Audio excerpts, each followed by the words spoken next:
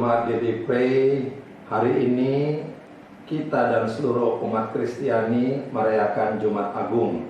Saya mengajak saudara untuk tetap melakukan ibadah di rumah. Hari ini adalah ibadah Jumat Agung.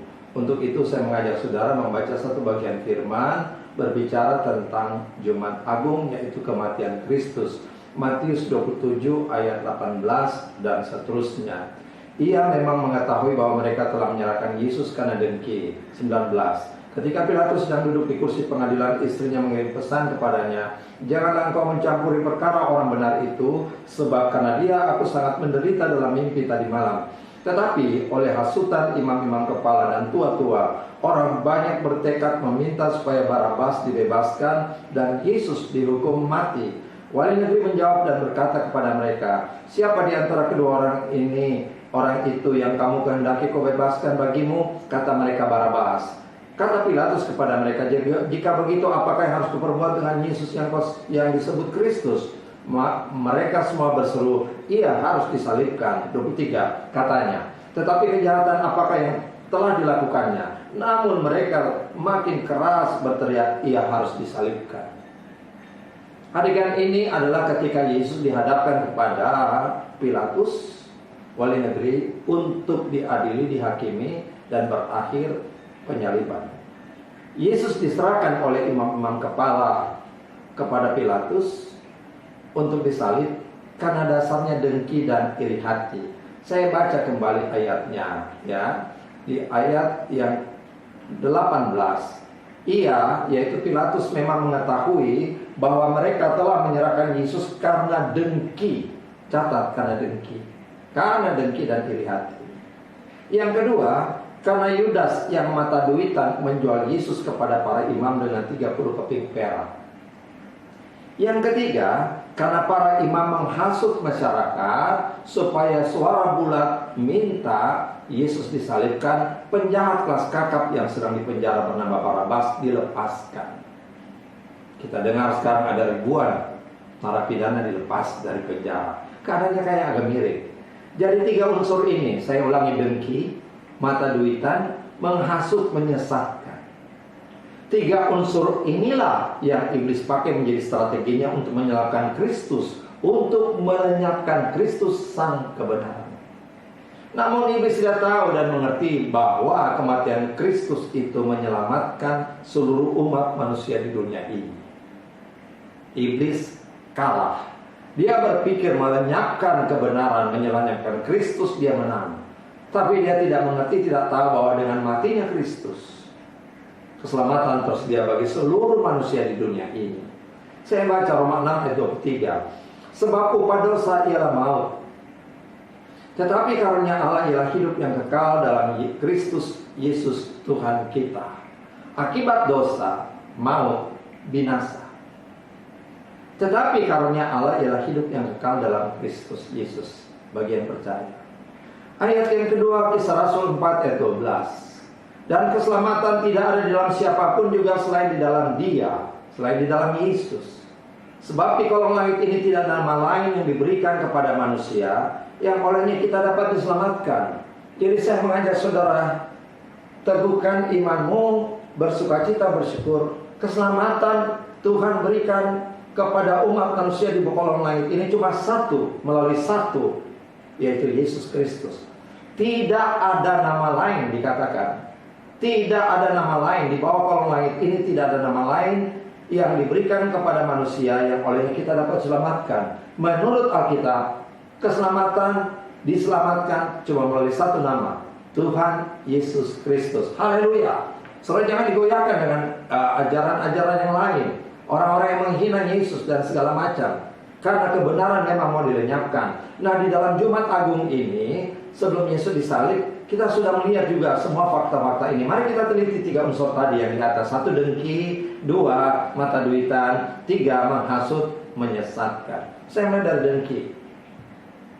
Bukankah ada banyak orang sekarang ini mempergunakan kesempatan wabah virus ini untuk menjatuhkan pemerintah yang sah karena dengki? Fakta. Bahkan ada pendeta yang mencaci maki sama pendeta yang sudah lebih dulu sukses besar. Saya berani katakan itu karena dengki. Ada banyak orang yang dengki melihat sesamanya yang sudah lebih dulu diberkati. Itu karena dengki. Yang kedua, mata duitan.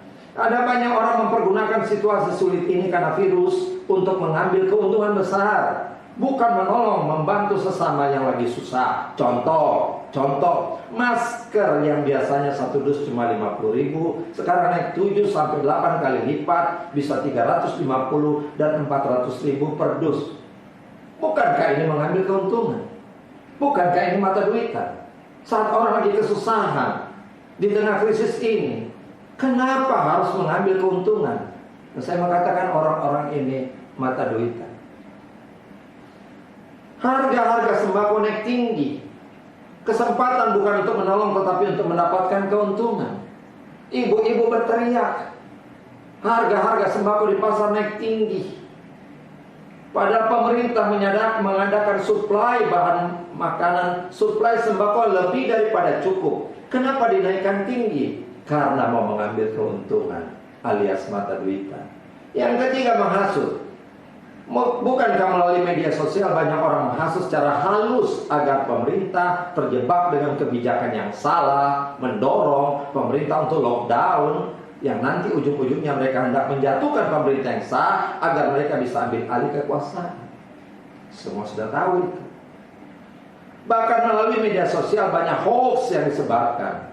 Sudah begitu banyak pelakunya ditangkap oleh polisi. Tujuannya itu apa? Untuk menghasut, untuk merusak, untuk menghilangkan rasa tenang damai sejahtera. Padahal tidak ada apa-apa. Tujuannya mendiskreditkan pemerintah. Kita perlu waspadai. Dan kembali kepada peristiwa di Alkitab ini. Akhirnya Yesus disalib. Ia menyerahkan nyawanya. Alkitab berkata, dia mati bukan dibunuh. Tetapi karena kasihnya kepada kita orang berdosa, Yesus rela mengorbankan nyawanya. Pengorbanan. Ingat, Jumat Agung intinya adalah pengorbanan. Yesus berkorban, mengorbankan nyawanya sebagai tumpal dosa agar kita semua diselamatkan. Bukan karena mati dibunuh. Kalau Yesus mati dibunuh, maka sang pembunuh itu sangat berjasa. Kita memperoleh keselamatan karena dia membunuh Yesus Kristus. Saya buktikan dalam Alkitab bahwa Yesus tidak mati dibunuh. Yohanes 10 ayat 17 dan 18. Camkan baik-baik. Yesus mengasihi aku oleh karena aku memberikan nyawaku untuk menerima kembali. Lebih tegas di ayat 18. Tidak seorang pun mengambilnya daripadaku, melainkan aku memberikannya menurut kehendakku sendiri. Kehendak Yesus digerakkan oleh kasihnya kepada kita yang berdosa. Aku berkuasa memberikannya dan berkuasa mengambilnya kembali. Inilah tugas yang kuterima dari Bapakku. Jemaat terkasih, haleluya, puji Tuhan. Orang berkata Tuhan kita lemah karena mati dibunuh. Alkitab berkata Yesus tidak mati dibunuh. Saat dipaku di kayu salib, dia menyerahkan nyawanya. Dan dia berkata, aku memberikan nyawaku untuk menerimanya kembali. Tidak seorang pun mengambilnya daripadaku, melainkan aku memberikannya menurut kehendakku sendiri. Yesus tidak mati dibunuh. Tuhan kita, Tuhan Yesus Kristus tidak mati dibunuh. Sekali lagi saya katakan, kalau ada orang yang membunuh Yesus, maka kita harus cari orang itu dan berterima kasih. Dia menjadi pahlawan. Karena dengan dia bunuh Yesus, kita diselamatkan. Dengan matinya Kristus ada juru selamat. Padahal Alkitab berkata, Yesus tidak mati dibunuh. Semua berkata haleluya, puji Tuhan. Nah, saat Yesus mati, keadaan menjadi tidak menentu. Timbul kekhawatiran, ketakutan, putus asa bagi pengikut Kristus. Seperti hidup sudah tidak ada harapan. Orang percaya merasa Yesus sudah tidak ada lagi. Penolong sudah tidak ada. Juru selamat sudah tiada. Keadaan saat itu mirip dengan keadaan sekarang ini. Sepertinya sang penolong tidak ada. Sepertinya juru selamat yang maha kuasa sudah tidak ada. Sepertinya doa-doa kita sudah tidak dengar lagi. Padahal di seluruh dunia, di bagian dunia ini, manusia sedang berlutut berdoa memohon pengampunan dari Tuhan. Tetapi korban karena virus makin bertambah, seolah-olah Yesus tidak ada. Sama keadaannya pada saat Jumat Agung. Setelah Yesus mati, kalau istilahnya saya boleh pinjam, situasinya menjadi chaos. Orang menjadi gelisah, khawatir, takut, putus asa. Yang selama ini menaruh pengharapan pada Kristus, sekarang hilang pengharapan itu. Keadaan yang mirip dengan sekarang ini. Tetapi puji Tuhan, saya ulangi puji Tuhan, di hari yang ketiga Yesus bangkit. Maut dikalahkan, iblis dikalahkan, upah dosa sudah diselesaikan. Saya baca ayatnya 1 Korintus 15 mulai ayat 55. Hai maut, di manakah kemenanganmu? Hai maut, di manakah sengatmu? Di mana? Karena Yesus bangkit dari kematian. Maut dikalahkan.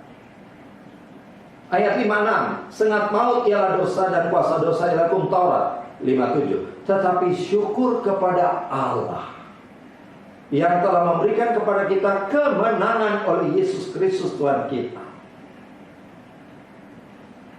Saya lanjut ayat 58. Karena itu saudara-saudaraku yang kekasih, berdirilah teguh, jangan goyah dan giatlah selalu dalam pekerjaan Tuhan, sebab kamu tahu bahwa dalam persekutuan dengan Tuhan jerih payahmu tidak sia-sia. Berdirilah teguh. Jadi jangan fokus dan pengharapan kita, jangan fokus dan menaruh pengharapan kita hanya pada Jumat Agung kematian Kristus Yesus. Ini memang tahapan yang harus kita lalui. Kita harus percaya COVID-19 ini masih merajalela. Tetapi marilah kita fokus kepada kebangkitan Kristus yang memberikan kepastian kemenangan kepada kita. Sehingga Alkitab berkata, hai maut, di mana sengatmu? Hai virus corona, engkau akan berakhir, di manakah sengatmu? Sekalipun kita masih berada dalam suasana Jumat Agung, suasana kematian Kristus, tapi hendaklah pengharapan semangat kita letakkan pada kebangkitan Kristus. Saya bangga dan bersyukur punya Tuhan yang rela mati berkorban untuk kita semua. Tetapi Ia bangkit memberikan kemenangan besar dan keselamatan yang kekal. Haleluya. Dinubuatkan dalam kitab Yesaya. Nubuatan ini untuk Yesus lahir saja sudah dahsyat, apalagi Yesus mati dan bangkit. Saya kutip Yesaya 9 mulai ayat 1. Tetapi tidak selamanya akan ada kesuraman untuk negeri yang terimpit itu. Saya bisa tarik kesimpulan, tetapi tidak selamanya akan ada virus yang menular. Kalau dahulu Tuhan merendahkan tanah Sebulon dan tanah Naftali, maka di kemudian hari akan memuliakan jalan ke laut, daerah seberang sungai Yordan, wilayah bangsa-bangsa lain. Ayat 2. Bangsa yang berjalan dalam kegelapan telah melihat terang yang besar. Kita dalam kegelapan virus corona, kita melihat terang yang besar. Karena Yesus bangkit kalahkan maut, apalagi cuma virus. Mereka yang diam di negeri kekelaman, atasnya terang telah bersinar. Ayo kita punya visi iman seperti ini. Ayat 3, engkau telah menimbulkan banyak sorak-sorak dan sukacita yang besar. Mereka telah bersukacita di hadapanmu, seperti sukacita di waktu panen, seperti bersorak-sorak di waktu membagi-bagi jarahan. Sebab kuk yang menekannya dan gandar yang di atas bahunya, serta tongkat penindas, virus yang mematikan, telah kau patahkan seperti pada hari kekalahan Midian. Selamat merayakan Jumat Agung. Tapi dengan semangat, Kristus bangkit mengalahkan maut, iblis, kutuk, dan dosa, dan semua urutannya, termasuk Kristus berkuasa mengalahkan virus corona. Tetap diam di rumah sebagai ketaatan kita kepada Tuhan.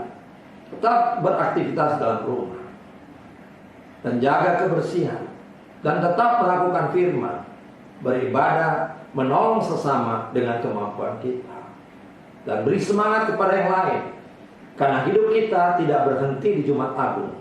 Masih ada hari kebangkitan, hari kemenangan. Saya mendoakan saudara supaya walaupun kita terhimpit dalam situasi Jumat Agung, terhimpit situasi seperti Yesus mati dan tidak ada, tapi percayalah, Tuhan kita mati untuk merubah semuanya. Keselamatan disediakan. Dan saya percaya inilah waktunya. Inilah waktunya. Dengan iman kita melihat hari kebangkitan sudah menjadi milik kita. Hari kemenangan menjadi milik kita. Karena Kristus mati untuk bangkit, untuk menyelamatkan, untuk memulihkan, dan untuk memberkati saudara semua. Mari kita berdoa. Bapa yang baik, kami bersyukur karena kasih-Mu yang luar biasa. Engkau datang ke dunia menjadi manusia. Bahkan Engkau rela menyerahkan nyawa-Mu untuk menggantikan kami sebagai upah dosa maut, mati di kayu salib.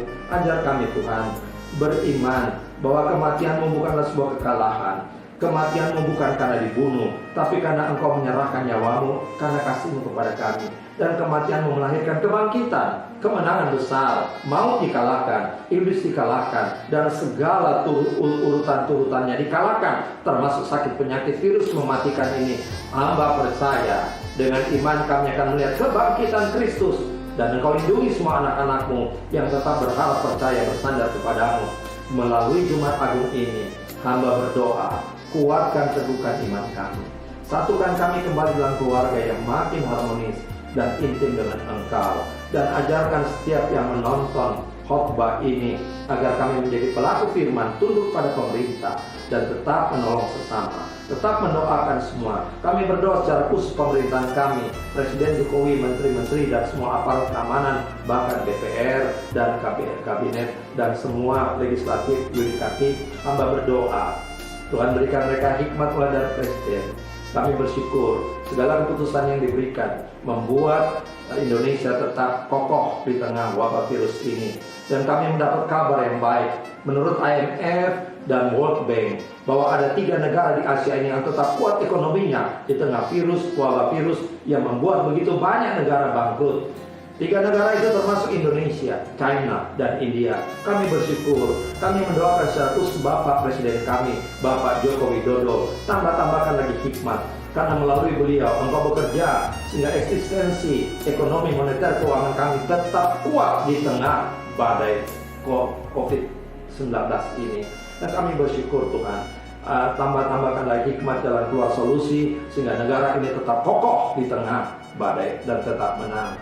Hamba berdoa secara khusus kepada jemaat, kuatkan iman mereka. Hari ini seperti Yesus tidak ada, sudah mati, kami rayakan Jumat Agung, tapi iman kami bersorak bersukacita akan ada kebangkitan besar, kemenangan besar, kesembuhan total, dan berkat turun melimpah. Dalam nama Yesus kami berdoa bersyukur. Haleluya. Amin. Selamat merayakan Jumat Agung. Doa saya menyertai saudara semua. Sampai jumpa di khotbah yang berikut. Tuhan memberkati kita semua. Shalom.